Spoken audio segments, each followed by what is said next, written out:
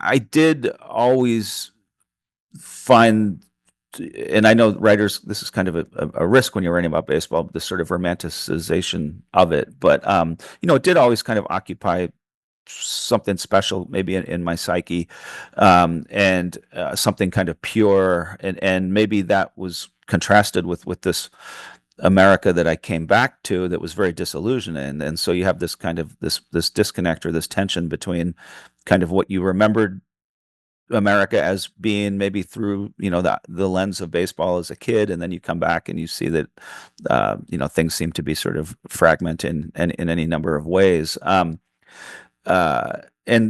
that's something I kind of explore a little bit in the book. And then yes, I followed baseball very closely, even in Iraq. I write a little bit about watching the Mets playoff games in Anbar province in 2006. There was a friend of mine who was a big St. Louis Cardinals fan, and we were on this remote outpost. The games began, I think, at like 2 or 3 in the morning there because of the time difference, and we would get up, just the two of us, and shuffled down to the Chow Hall. We had the Armed Forces Network, so we could watch the games there.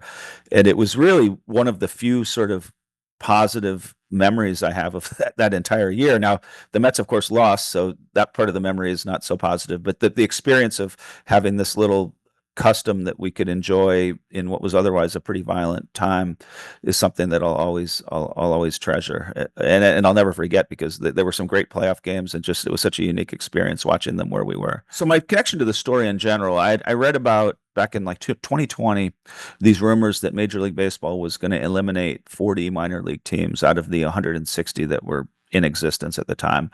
And I knew enough about baseball, and I knew enough, I think, about small town America, because a lot of my journalism had taken me to some of those towns, to know that this was not going to be a good development for these communities. That these were in many cases sort of civic assets that had been uh, anchors of these places that had been oftentimes struggling in any number of other ways. And to excise that, you're kind of taking away like one of the last things that brought people together there, and provided a lot of happiness and meaning. So I immediately knew this isn't going to go well, and I wanted to write about it. As fate would have it, I actually put together a book proposal um, that my editor at Doubleday, he loved it. It was going to be the last season of the Appalachian League, which had been around for 100 years. But then, as we all remember, January 2020, what else happens then? That's COVID. And so, sure enough, COVID comes. That season is canceled because of that, and then Major League Baseball got rid of those teams nonetheless. So there was no final season, and the communities never even had an opportunity really to say goodbye to these teams.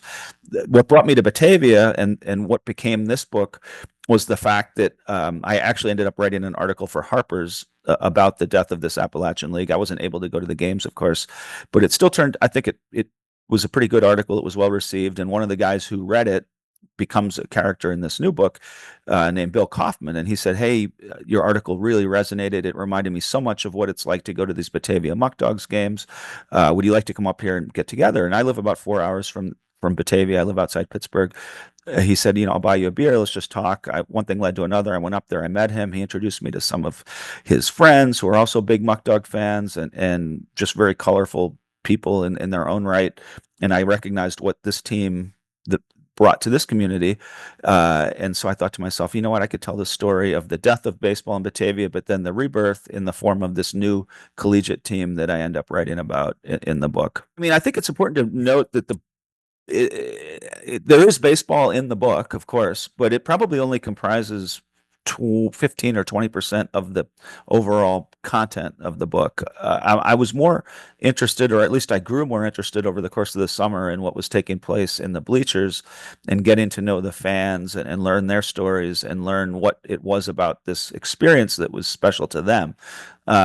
So yes, I mean, there's baseball. I do include a number of the players and the manager as characters, but I think more of my attention was directed towards the bleachers and the sense of community that this team provided. I was struck by just how important this institution was to these fans, and what they risked losing, or what actually had been lost, but then kind of resurrected. And I think it's important, maybe for especially for listeners in bigger cities whose exposure to sports might be just major league professional games, just to kind of get at how different this experience was. In that, $99, it's a season ticket. So, $99 probably wouldn't even get you in the door of an NFL game nowadays.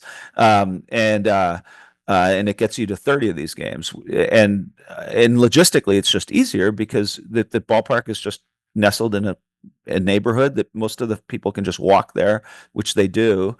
And because of that, you have many generations coming together. You have grandparents, their kids, and then those kids. So it's not uncommon for there to be three generations together 30 nights a summer. And there aren't many other places in our society where that happens. And so the experience of going to these games, it really felt a lot more like a community picnic or a family reunion than going to Citi Field or Yankee Stadium. And I think there was something kind of special to that these people really valued. One of the fundamental questions or tensions that that that you raise there is, what is baseball? Is it is it just a business? In which case, so you look at the motivation that major league clubs had to get rid of these teams. They saved about $700,000 a season per team that they eliminated, which, given the amounts of money that we talk about in pro sports now, is not a huge amount. It's like one major league minimum salary. There's major leaguers who make that amount in like 2 or 3 games. So, the purely capitalist defense would be, well, these are businessmen that, it's not a charity. If they want to save 700,000, they're entitled to do that. I guess what bothered me a little bit was, sure, but then don't sort of cloak yourself in the mantle of this sort of Norman Rockwell Americana, America's pastime. We transcend business. We're something more exalted, kind of in the American experience or imagination. You can't really have it both ways. And so, unfortunately, the more I kind of looked into the business of baseball, the more I concluded that they certainly behave like capitalists. But the flip side of that is that I think the baseball that you discover in some of these smaller communities across America much more closely resembles kind of the baseball that we maybe would like to believe in, and that maybe was more prominent in the past.